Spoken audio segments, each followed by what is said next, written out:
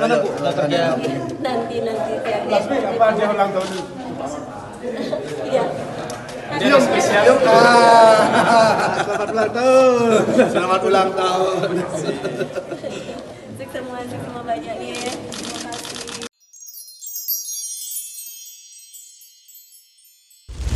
Kan di situ cara memandang aturan itu. Saya kira di situ kami berharap ke depan jangan lagi ada kasus seperti inilah di daerah lain juga kan.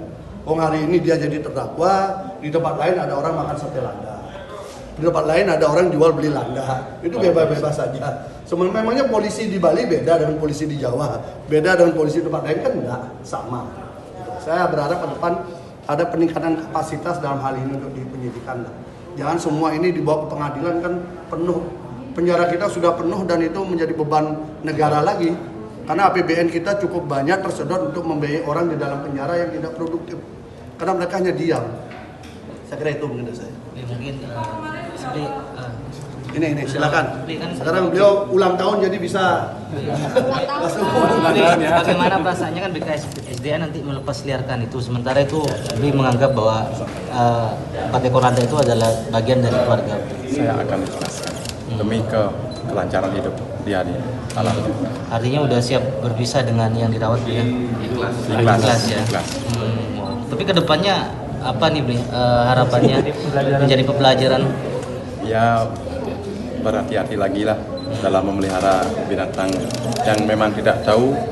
Kalau memang tidak tahu itu dilindungi atau tidak, lebih berhati-hati ini. Merasa sakit hatinya Pak atau gimana? Saya sudah ikhlas. Saya anggap ini pengalaman hidup saya. Dia apa nggak minta izin ke BKSDA untuk merawat itu? Kalau Jalak Bali kan bisa nih Pak. Kalau Landak sendiri apa nggak mengajukan nanti? Ini masalahnya sudah trauma. Oh, trauma ya. Trauma melihat landak tuh sama dengan waktu masa awal-awal masuk penjara jadinya. Itu yang membuat trauma. Tetap jadi penyayang binatang, ya tetap. Kemarin berapa lama obatnya itu ditahan dan apakah selama ada kompensasi selama dia Sudah kita.